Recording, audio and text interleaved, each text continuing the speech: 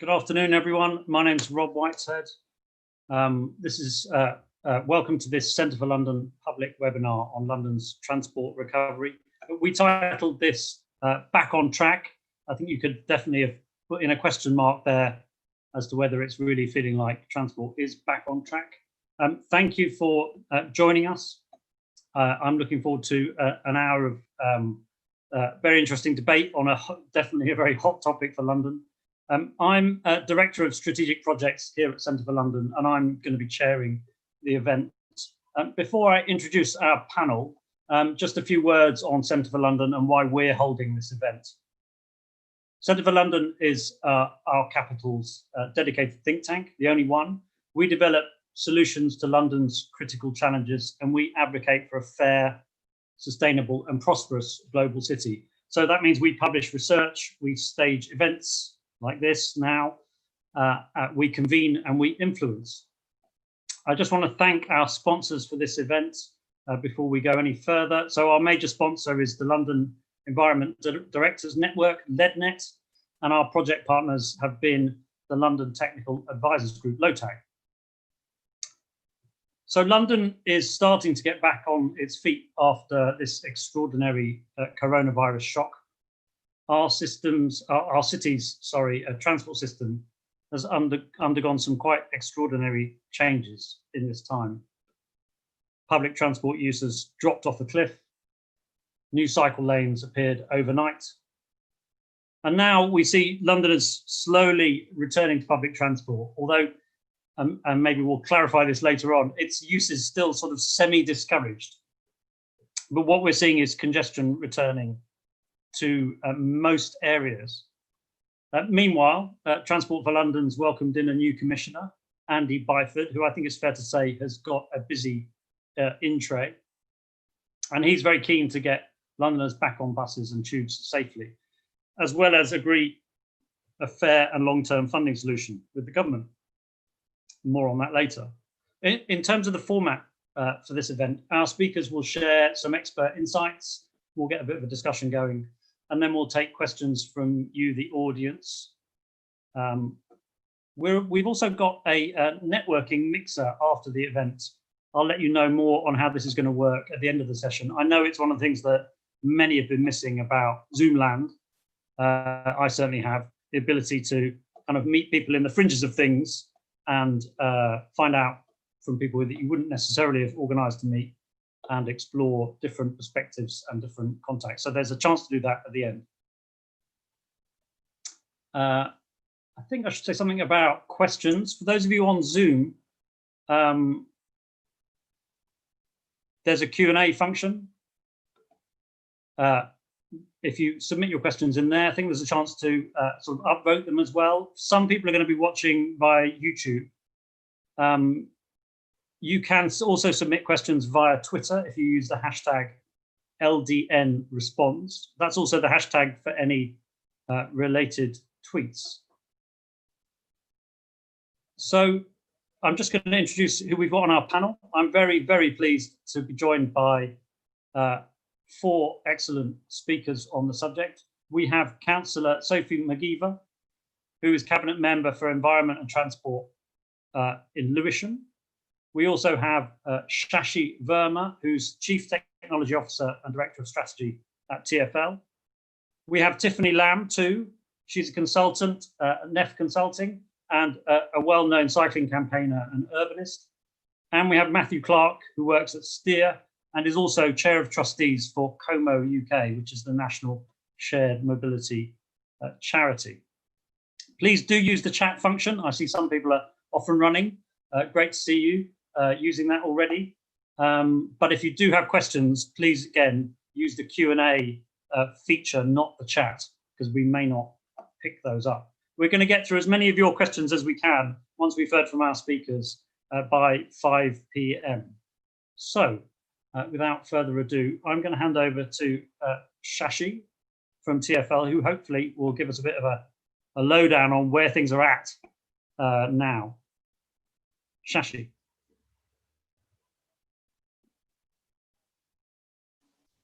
Thank you, Rob. Good to be here today, and thanks for the invitation to come and talk about what's happening in London with transport. It's fair to say that this is a bizarre time. You could say that about pretty much everything that's going on right now. But let me explain what the experience over the last 4 months has been with travel trends and where we think we're going with any of this.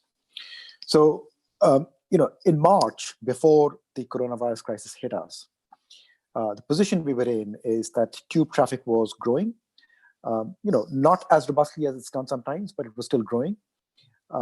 And bus traffic was gently declining. And that's a trend that we've seen for about 5 or 6 years now. Sorry, there's a big bumblebee around here. Huge big bumblebee.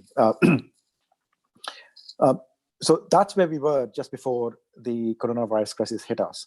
Now, the reasons for the bus traffic declining are many. They have to do with people's incomes. They have to do with bus speeds. They have, many things around that. But when the crisis started, it's interesting that until the first week of March, we were doing completely all right. Second week of March, we started seeing a bit of a drop. And then by the 15th of March, we were in complete free fall as far as traffic was concerned. And by the time lockdown started on the 24th of March, traffic had declined down to sort of the 10 to 20% levels on the tube, slightly higher on buses. It kept on declining from that point on until sort of just after Easter, and it's been growing very slowly and steadily since then. So Easter Sunday, the tube carried 64,000 people, 64,000 journeys all day long. That's the lowest number of people on the tube since the 19th century in a day. So it just tells you the scale of the challenge that we face with journeys disappearing. So the tube bottomed out at about 5% of normal traffic. And buses bottomed out at about 17 or 18% of normal traffic. Since then, traffic has been growing, slowly but steadily. In some weeks where the government has announced major changes to lockdown conditions, we've seen higher growth. And in fact, in some weeks, we've seen growth of like 25% week on week. Now, 25% week on week on a very small base is actually not that much growth, but it is still 25%. And, we shouldn't ignore the fact that there has been that kind of growth. Other weeks when there hasn't been a relaxation in criteria, it's been more in the single digits. Now that we're entering the summer period, growth is more subdued. But the good thing is that people are coming back to the network. We can also see how many people are traveling, not just journeys, because you can see the number of cards and Oyster cards and contactless cards that are in use. And it looks like about a third of the people that used to normally use the system are now normally using the system on an everyday basis. So I think at very aggregate level, that's what's happening with the tube and buses. Similar story on other rail modes as well. There is a difference in the nature of journeys that people have been making. So many more of the journeys were more local. So on the tube, it was, there are sort of proportionately many more journeys locally in outer London, although that's now started to change and there's more traffic coming back into central London. That really started with the reopening of retail on the 14th of June. And since then, that trend has been again, very steady. But there's more and more traffic going into central London as activity resumes there. So that's public transport. If you look at active travel, walking and cycling, so there has been a slight increase in walking trips, which you would expect if people are locked up at home and they're making sort of local journeys and all that. There has been a very interesting trend in cycling, in that there are, on weekends, compared to what we were seeing a year ago, cycling trips are up by a lot. On weekdays, it's a much more mixed picture. Cycling is sort of up and down, some days up, some days down, but very different sort of geographical trends, that there are many more cycling trips in inner and outer London and very few in central London, which is not surprising at all because people are not coming into central London. So why would you expect that to happen? But if you look at outer London alone, then cycling trips have definitely gone up in outer London. Interesting sort of microcosm of all of that with the Santander cycle hire system, where despite the fact that there are fewer people in central London, we are seeing year-on-year growth in trips on the Santander cycle hire. And that may be by choice, people trying to avoid public transport and therefore cycling around in central London. It may just be that the roads are freer, and that makes it easier for people to just cycle around and feel safer and so on. Coming to road traffic, so unlike public transport that dropped by 80, 90, 95%, road traffic never dropped by that much. So even at the trough around Easter time, road traffic was still running at about half of normal levels, and has also been growing steadily. We're now at about the 90% of normal levels as far as road traffic goes. And this is a pattern that's being seen not just in London, but around the world, that the recovery from the coronavirus has been very car-led. That's a major source of worry for us. It's one of the reasons why the congestion charge went up and got imposed over the weekends and evenings and all that as well. But there is a real concern here that in the fear about using public transport, people don't just go to active travel; they actively go to car travel as well, and that is something that we've got to tackle. Because ending up with more cars on the road will be a problem. At 90%, there's relatively little congestion, although congestion is starting to return on the roads. But if you get to 100%, we're back to the same levels of congestion. And if you get to 110%, then we have gridlock all over London, with all of its consequential impacts on the economy, but also on air quality and the environment. So a lot of our policies are right now trying to encourage active travel to start off with, but also very actively trying to get people back onto the public transport network. And in fact, our new commissioner, Andy Byford, has made that a real centerpiece of his start of term in TfL, that he wants to get the public transport network going again. Whether we like it or not, that is the engine room behind the London economy. The economy only works if public transport is working and is used. And so much of London's economic strength comes from central London that you cannot ignore it. But we've discovered that there is a lot of localism going on, people working from home and sort of living in their surroundings in outer London and so on. And we're here to encourage that as well and support it. So that's kind of where we are, Rob, in terms of broad travel trends. That's fantastic overview, Shashi. I'm sure we'll be coming back in terms of fears for the future, big priorities that we're juggling. But let's just move now to Sophie and get the view from Lewisham. Sophie, how's this been for Lewisham in terms of transport and the roads in particular?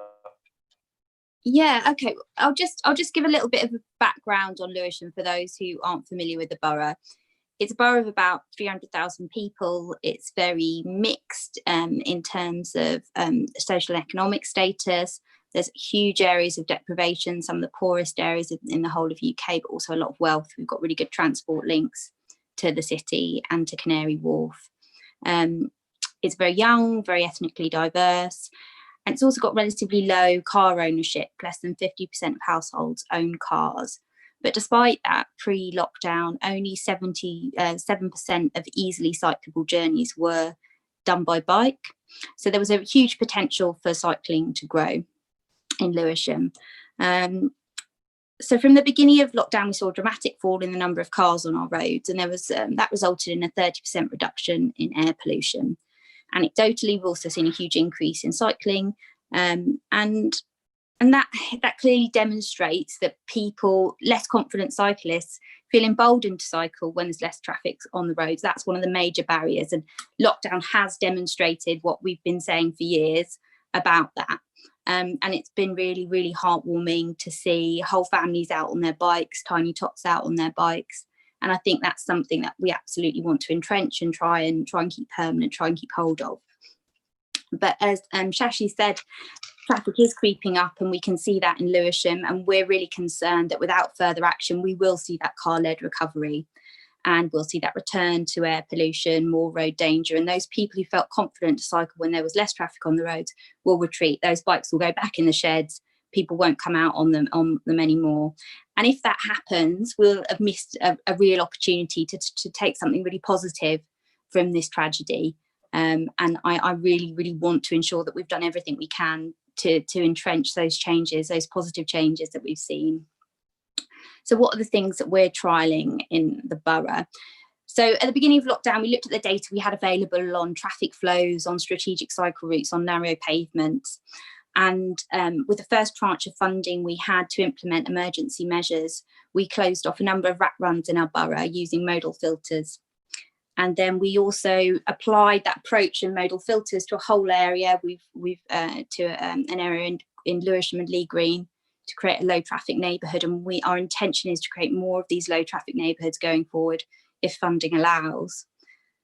We've also widened pavements on high streets, and we're going to be using licensing powers to enable businesses to take over parking spaces, take over sections of pavements where possible to expand their businesses and to support social distancing.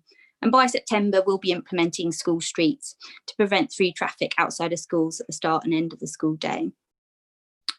Just thinking about the lessons that I've learned over the past couple of months as we've been delivering in this new mad world.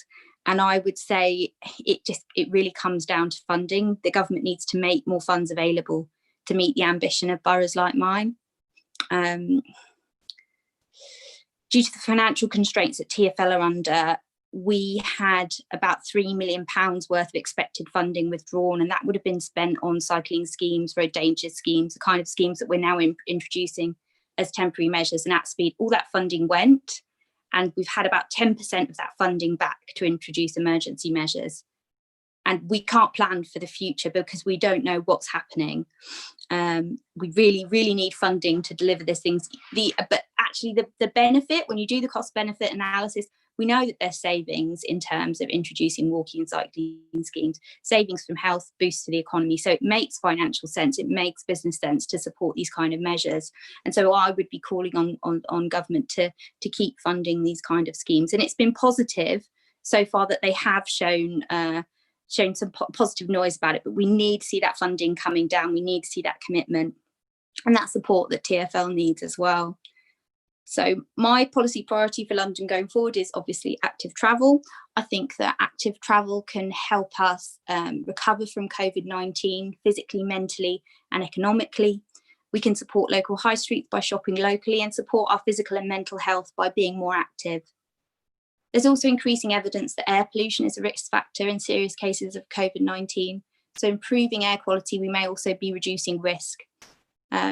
It's clear that modal shift can't be achieved with half measures. We've been painting bikes on roads for decades and it really hasn't delivered the shift that we needed.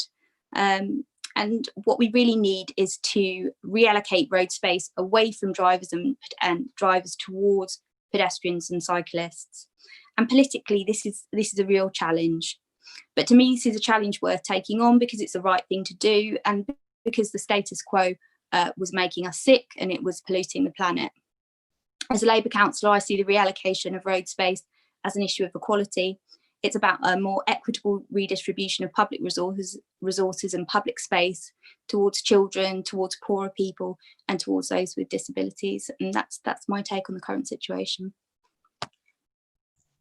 Sophie, thank you. That's fantastic. As with Shashi, we'll come back afterwards. But let's hear now from Tiffany. So that we've heard there from the kind of representatives, if you like, of the authorities in London. What's your take, especially as a keen cycling activist, on how we might kind of like defend the gains, if you like, in terms of active travel? Tiffany. It's been really encouraging that cycling has been rising in London as well as other global cities.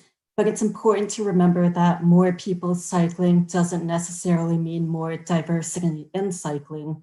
So if we want more people and more diverse kinds of people to keep cycling long after lockdown, 4 key things really need to be in place. The first thing is a decent quality cycling network that facilitates safe and comfortable journeys to various destinations, not just typical workplaces, offices in the city centre, because cycling infrastructure is planned in a radial fashion, and radial planning is kind of the norm in transport planning. And what that means is that the types of journeys that are prioritized are ones from the outskirts of the city into the center. And this is premised on the idea of the historical male breadwinner who lived out in the suburbs and made a long commute into work every day in the city center and then made that journey back home at the end of the day. That's not reflective of how most people travel, and we've been seeing that shift a lot under lockdown or over the past few months when people are working from home if possible. So we really need to plan for more different kinds of journeys, care-related journeys, safe routes to schools, not just the typical journey to work, especially since the nature of work and the workplace is changing. The second thing that needs to be in place for cycling levels to keep rising is material infrastructure is necessary, but it's not sufficient. So if we want to encourage and enable more diverse kinds of people to cycle, then social infrastructure is really important. 49% of Londoners feel that cycling isn't for people like me. So to get people to shift their thinking and to change those mentalities, we need social support. There's no technical or spatial fix for that. So social infrastructure looks like peer support schemes, like social group rides in relaxed and informal settings, one-to-one support on things like buying a bike, route planning, things like that, and also targeted education and outreach campaigns to underrepresented groups. The third thing that needs to factor in is perceptions of safety really need to enter into infrastructure decision-making, because safety is more than just safety from cars and other types of vehicular traffic. So for women, sexual harassment in public spaces is an almost daily part of just living in a city, and fear of sexual harassment can be a barrier to cycling and walking even. And for BAME people, fear of racial profiling or racist harassment is also a barrier to cycling and walking. So these are aspects of safety that aren't mainly considered in cycling infrastructure design and transport planning more broadly. And finally, representation is really important. We need to broaden the imagery and language that we use for cycling and cyclists so that more people like me feel like cycling is for people like them. So it's really important for policymakers and planners not to reinforce narrow stereotypes of cycling and cyclists, but to really broaden the imagery and the language and to help more people feel like cycling is an easy, everyday, accessible thing that anyone can do. And again, absent or inadequate infrastructure certainly is a barrier to cycling for minorities and other underrepresented groups, but the more fundamental barriers are social, cultural, and economic. And for these types of structural barriers, there aren't any spatial fixes. So without addressing structural barriers in society that get reproduced in cycling, we can't increase diversity and inclusion in cycling. And this is something really important to keep in mind if cycling is to play a key role in London's green and just recovery. Tiffany, thank you very much. That's very thought-provoking. I'm going to go straight to Matthew now, just to get a very different angle. Matthew, I think you're going to take us through sort of how this has been for the kind of much vaunted sort of sharing economy, the car clubs and the like, and how has it been from their point of view? My instinct, and I think some of the numbers I've seen, is it's been pretty poor. Hi, Rob. Thanks very much for inviting me along today. Firstly, just introduce myself. So I work for Cllr and I work in shared mobility. I'm based in London, but I work internationally and nationally, planning shared mobility schemes. And I'm talking to you today from the Harringay infill borders. So in that sort of hub of outer London, which we've referred to. Just before I get going, during lockdown, my kids who are 6 and 8 have had their first ride on the road. And my wife, who is a little older than that, has ridden a bike for the first time on the road since age 11. So it's great to see a broadening of the road users. So Rob asked me to talk today a little bit about shared transport, and for that we're including things like bike sharing and car clubs and the like.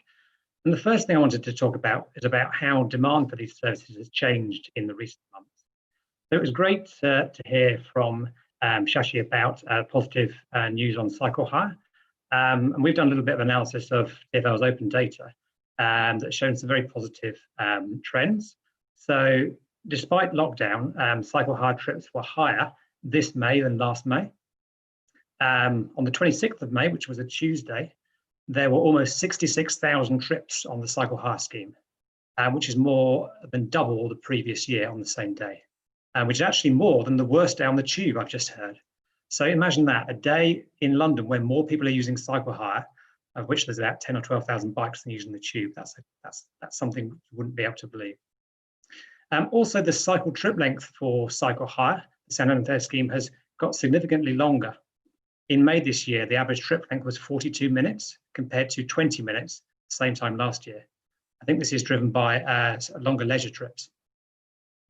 However, the picture is more mixed when we consider things like car clubs and other shared modes. So during lockdown, demand for car clubs was quite low, reflecting the need to travel, which was limited. Coming out of lockdown, there are signs that demands for car club trips are growing, and particularly for those households which don't own a car. And we can expect that demand to increase to reflect the limitations on public transport capacity and also some unsureties about using public transport. Talking more about shared rides, so whether this is sharing with a friend or taking a minicab journey, this is a little less certain, as we understand that some people will feel uncomfortable sharing with an unknown driver, but also they may be trading this off against travelling on a tube train with many people. So it's as yet emerging as to how the trends will work there. Rob asked me to talk a little bit about the infrastructure that's required for some of these modes. And thinking about car clubs first, it's always been a challenge in London in terms of parking bays and permits. And one of the reasons here is this is very much a borough-led approach. Now, I happen to live on the cusp of two boroughs. If I turn left out my house, I'm in one. If I turn right in another. Car club bays are managed on a borough basis. Each operator has to negotiate with those boroughs, and many have contracts which exclude new operators. This is quite relevant in that 2 of the commercial operators left London quite recently. So there's a bit of a gap in the market. Working in a more collaborative cross-borough working can assist with this process. And we're seeing some of this more collaborative working with the emerging shared e-scooter trials, which are coming forward. With regards to bike sharing and increased provision, I understand that TfL have plans for some expansion of Santander cycles.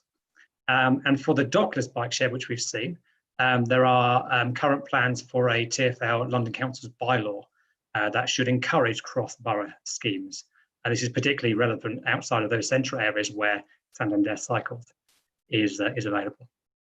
So just to conclude, one of the questions I was asked was, is this an opportunity to consider sharing cars rather than individuals buying cars? Clearly, in Lewisham, we have a lot of people who don't own cars. There is a danger that some people choose to buy an old polluting car because they feel that they need to do this in the future. Now, some research from Como, an annual survey of members of car clubs, has shown that users of car clubs have other positive benefits. They drive less often than the average Londoner. They drive fewer miles per year.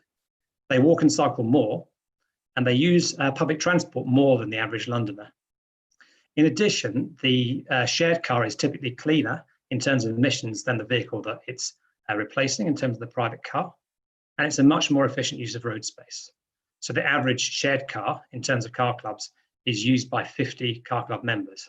So if you think about if each person was to own that vehicle, it's a lot of road space. Finally, I just wanted to kind of put the shared car in the context of wider transport modes. So shared mobility in terms of bike share and e-scooters, and indeed public transport, are key modes that support the use of car clubs. And the combination of all these modes facilitate lower car ownership and use. Thanks very much. Thank you, Matthew. And nice to end on that point of a sort of shared or mixed mode transport, which is definitely something to explore for the future. I just wanted to go back before we go to questions from the audience, as I think we call them in Zoom land.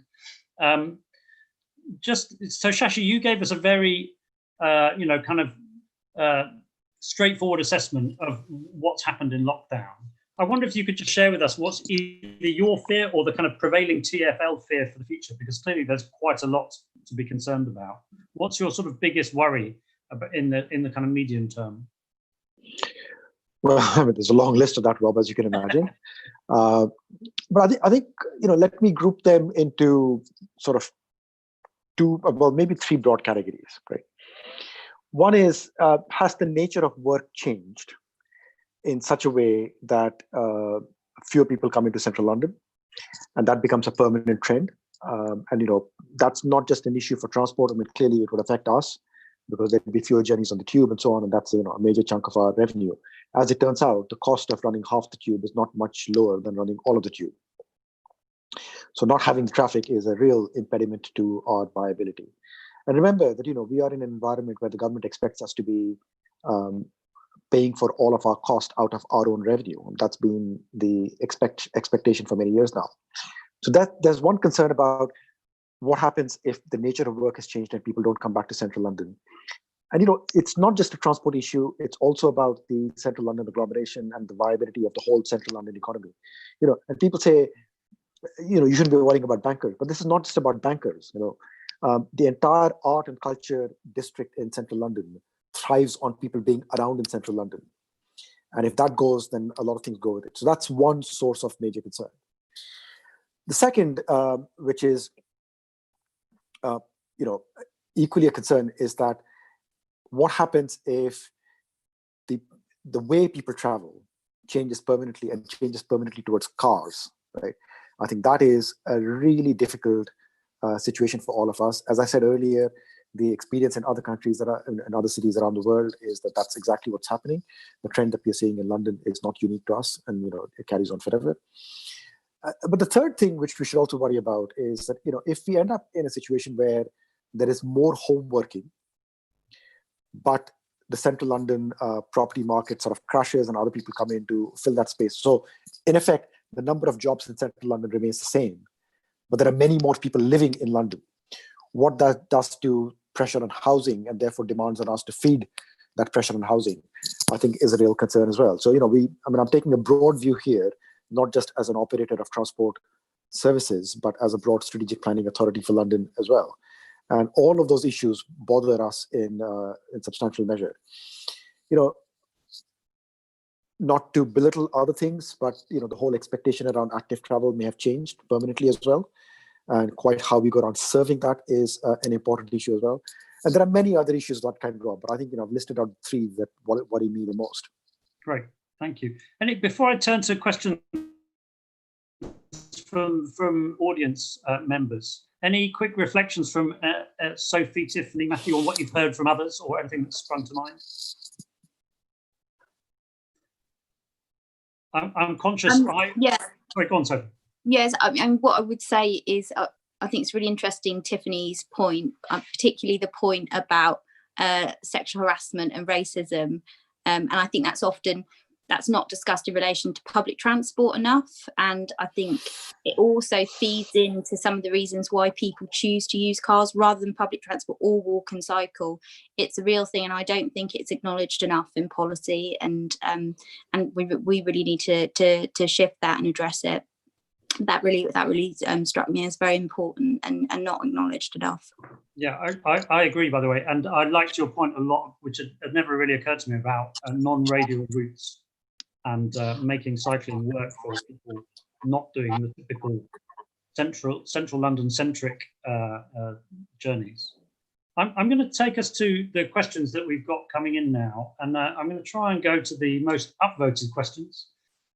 Hopefully they're relatively short and I can get through them. So first one is about road user charging, which is a topic that Centre for London has been exploring in the past and has been pushing for to a degree. I wonder if I could get your view on whether now is the time for some kind of like pan-London road user charging scheme.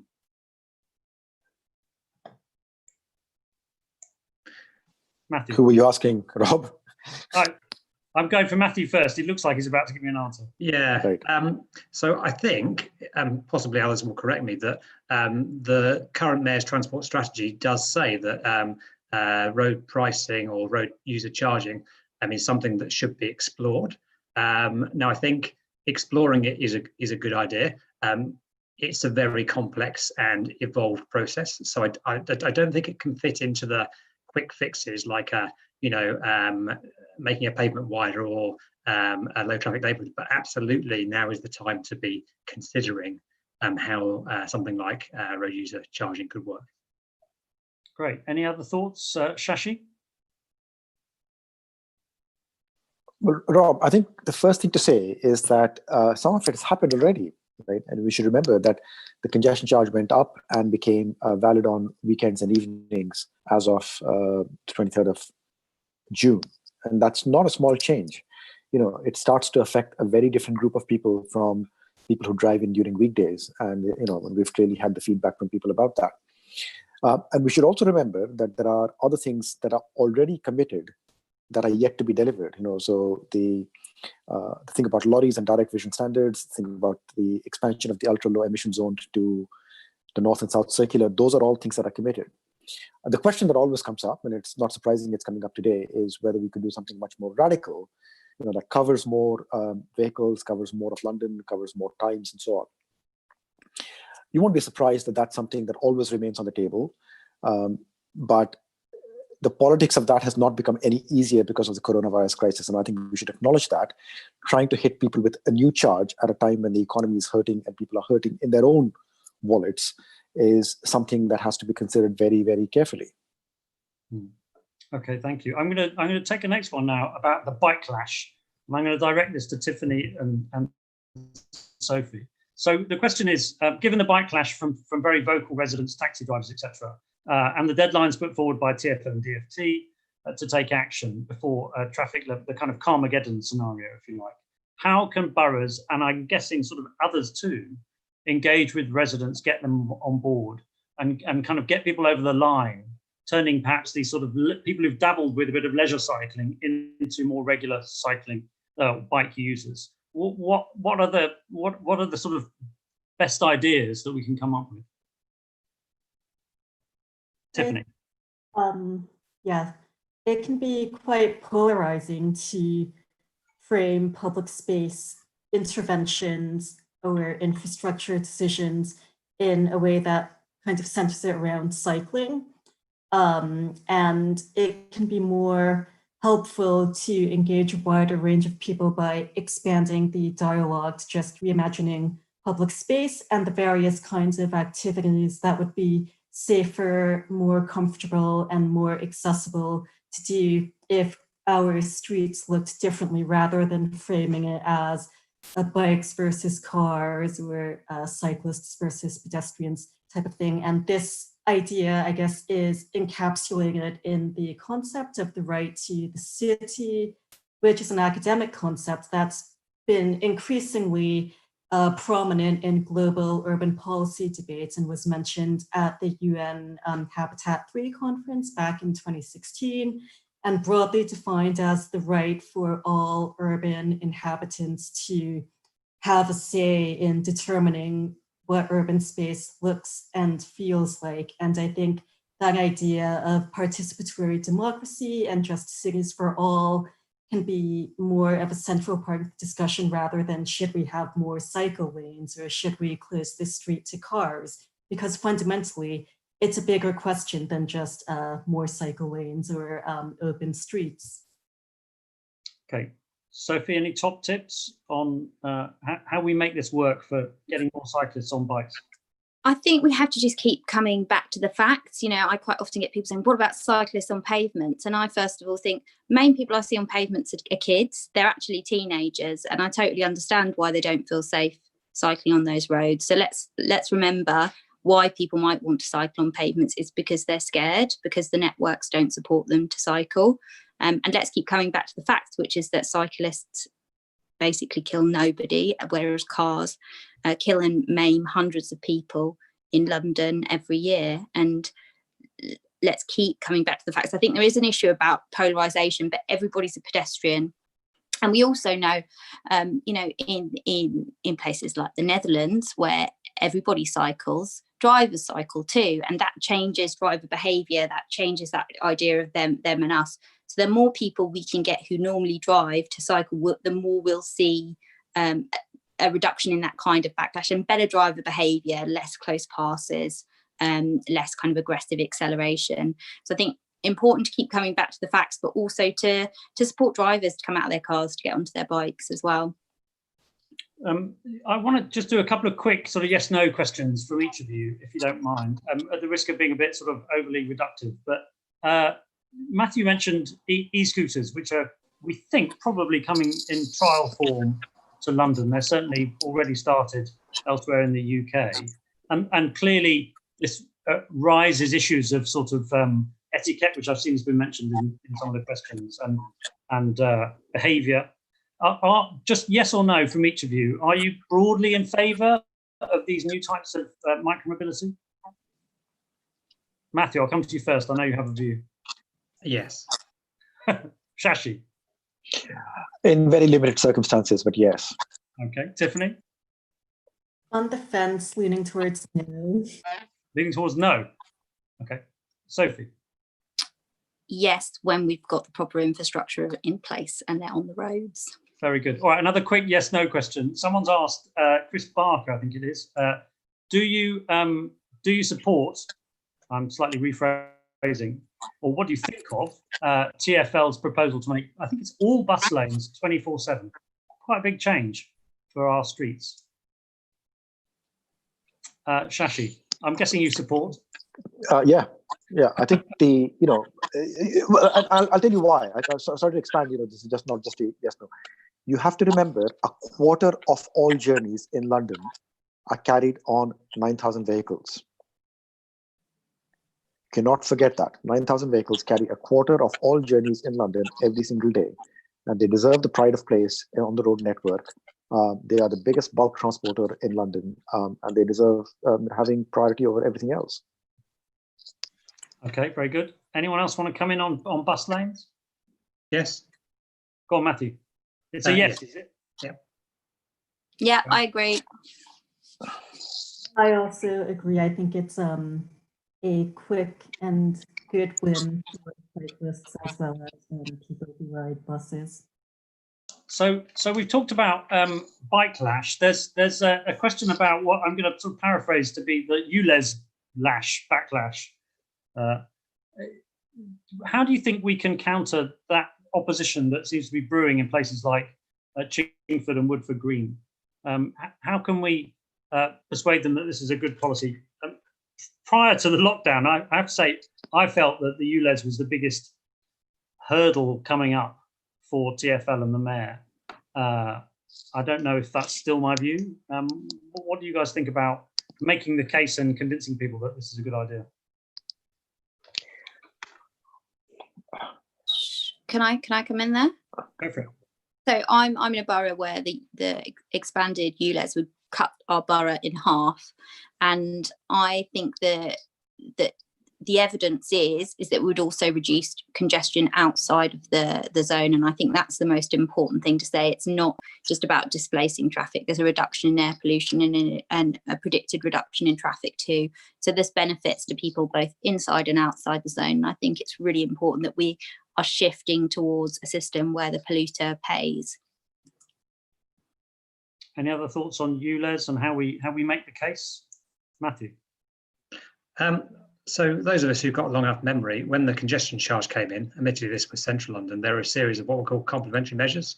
So much improvements into bus provision, high quality buses, real allocation of road space. Now those measures alone are not going to be the same for ULEZ expansion, but I think there's a need for a sort of wide provision of complementary measures. And some of the work that we've looked at is, for example, providing access to a clean car, so through car clubs, as part of a range of answers. Currently, that car club network wouldn't support a massive shift towards it. There's just not enough compared to the volume of private cars. Great, thanks. There's also a lot of emerging evidence on air pollution inequality, which really supports the case for the ULEZ expansion, just demonstrating that it's not just an environmental issue, it's an inequality. where people in the most deprived areas inhale the most air pollution that they are not most directly responsible for creating. Great, thanks. I'm going to move on to, it links a bit to Shashi's point about central London. The question is, what's being done to reduce the need to drive into London? Surely it's the need to travel that will lead to less car, van, lorry travel, given that few would drive into London if they don't have to, as it's not much fun. I think that to sort of maybe capture that, the point is fewer people in central London also leads to demand for fewer services in London. So it has a sort of spiraling up or down, depending on your view, effect. We've certainly seen that in terms of empty streets. Any thoughts? Well, I'm not quite sure, what the thrust of the question is, Rob, but, for cities have survived for like 5,000, maybe 10,000 years on this idea of agglomeration, right? Now we are in the middle of the most incredible test about whether the city can remain as productive with people working from home. And we're going through one experience right now where everyone is working from home. We'll encounter another experience where some people come back to work and some people work from home, and we'll have to see whether the city can remain as productive. I mean, remember, this is the UK's prime asset. The central London economy by itself is the UK's richest asset. And we've got to be careful not to destroy it. Now, the impact on transport, the very fundamental impact on transport is that if central London returns to anything like the density that it has had for decades, that demand cannot be served by any means other than rail. Rail and tube are the only means by which you can get 1.5 million people into the city and adjoining areas and back out again every day. You can't do that by bus. You certainly cannot do that by car. You can't do that by active travel. You cannot do that by any means other than rail. And that's why the whole economics of public transport and the economics of central London are so closely tied together. But I do want to remind people, it is a unique asset. There's nothing like this elsewhere in the UK. Thanks. I want to move to a question that's come in from a councillor in Outer London. I've just, here we go. So Richard Dimon writes, I hope I've said your name right. He's a councillor in Outer London Borough. There's no tube or tram lines, very limited orbital public transport. He's concerned that plans are focused on zones 1 to 3 and forget about areas like his ward, which is zone 5 to 6, and household car availability is over 70%. Hardly any of the funding applications we've made to TfL have been met. Does TfL recognise that Outer London exists? Well, look, this is a common complaint about us, but let me just respond to that in equal measure here, right? So there's LIPS funding that we give to boroughs, and that is, very evenly distributed across all 33 boroughs, including inner and outer boroughs put together. People forget that we run something called the bus network, which is really targeted towards Outer London. Outer London is not as heavily, there's not as much investment going on in Outer London in rail, but that's because you've got to take rail investment, which is very expensive, to where the real need is. The real need is in relieving capacity in central London. That's why things like Crossrail are happening. But if you look at the investment that's going on, for example, the upgrade of the subsurface lines, £5.5 billion. That is evenly spread across all of London. The subsurface lines indeed go in outside London as well. It may not be visible to you that investment is going in, but that investment is going in literally everywhere. So, it's a common complaint that we don't think about Outer London, but that's just not true. I've just given you a few examples of what we do here.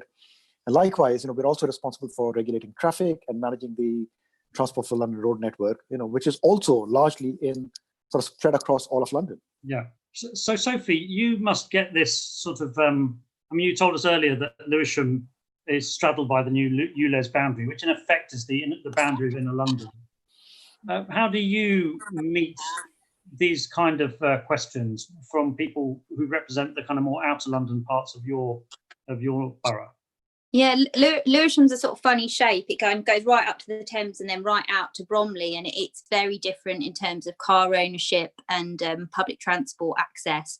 And so I think the key is to focus things like parking policy and traffic reduction schemes in the areas that that need them and respond to those areas specifically. But I think just because, you know, you're living in an area with low public transport access and high levels of car ownership, that means there's still a big potential there for supporting walking and cycling. There's more potential there for walking and cycling. It's needed there more.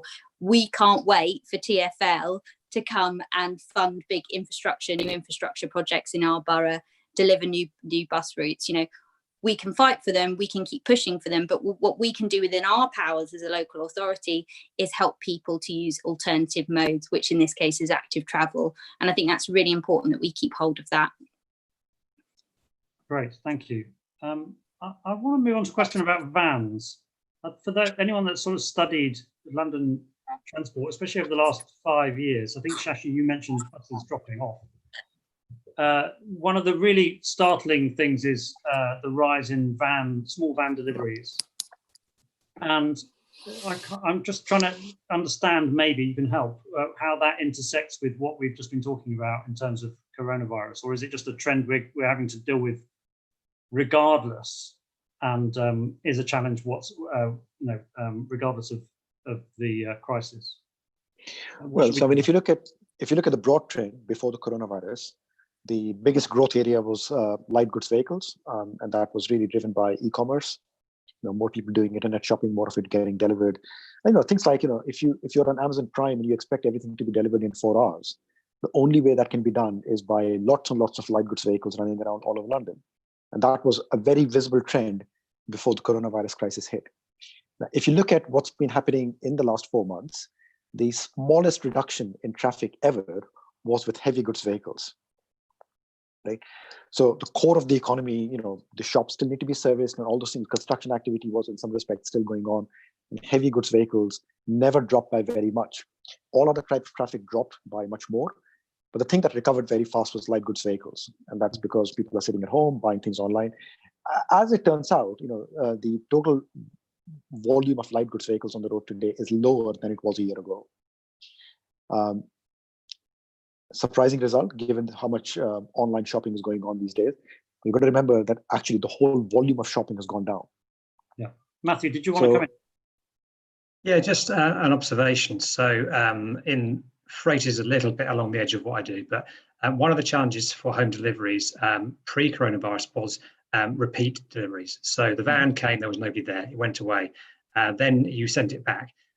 With so many people at home, I think that there are many fewer missed deliveries, so that might explain some of that efficiency. Good point. I'm gonna pull together 2 questions I see. Oh, they've just jumped. Just I was about to read them. They were about shared space, really, and whether we need to be clearer and have clearer demarcation for like pedestrian priority spaces with this. And I think we've sort of been through a bit of an experiment with this upsurge in leisure cycling. Many of our spaces have had much more sort of competition between walkers and cyclists. And I want to bring that together with a question about mobility vehicles, vehicles for the disabled, and whether we need to rethink or establish better norms for this, you know, competing for space, basically, in our kind of pedestrian areas or pedestrian related areas. Tiffany, do you have any views? I think that, if anything, just highlights the importance of inclusive design, which means not only involving more diverse kinds of people, decision making and planning processes, but also just having more of an intersectional perspective that acknowledges the diversity of people's mobility needs and mobility behavior, and really integrating that into the process of designing, planning, and delivering new infrastructure. And do you think that where do you fall on the sort of divide? I know it's not always this neat, but on the divide of, you know, sort of shared space advocates who just want things to mix because mixing makes people behave well and we sort of norm to safety, versus the sort of segregation, you know, it's bikes and scooters are great, but it's better if they're somewhere else and pedestrians have their own protected space. Do you have a clear view on either side of that divide? I don't have a view on that. I think it's very context, it's contextual, and the shared space thing works well in Netherlands and parts of Germany and Scandinavia, where culturally it's been more normative to share space with all kinds of road users, where there has been more pedestrian and cyclist priority. That isn't so much the case in the US. So I think there are some cultural barriers to overcome in addition to changing spatial configurations. Okay, Sophie, from your experience of sort of managing spaces, do you have a view on either side of that division? Yeah, I mean, I think the first thing to think about is if the first thing you're asking is how can we take space away from pedestrians to create space for cyclists, then you're setting up that conflict. I think you've got to think about do we need this much parking of cars going nowhere on this road? You know, do these cars need this much space? There is a real imbalance between the space that we allocate to different types of people. And I think the first question needs to be, do these cars need as much space as they've currently got now before we start taking space away from pedestrians? Great, thank you. I've just realised we are fast approaching 5 o'clock. So I'm going to need to start wrapping things up. I am remiss. My team had set up a poll we should have run halfway through the session. I wonder if we're still able to run the poll now. It's just about people's views on public transport. It'd be great if anyone who can see that now can just quickly show us your preference. So the question is, how often do you plan to use public transport? Various options in there. Please make your mark now electronically and tell us what you're thinking about the future of public transport use for you. And maybe before we wrap up, we'll get some results. Panelists and me, we can't vote, but we've been having our opinions aired anyway. Let's get rid of that. Right, so I'm just gonna have to wrap up now. I'm sorry that there's so many questions we haven't got to from the audience. It's just the nature of these things, especially on such a sort of hot topic, that there are lots of questions. I'm sure we'll be doing more events of this type where we'll be able to address some of those going forwards. So I just want to say thank you very much to our brilliant speakers, to Sophie, Shashi, Tiffany and Matthew.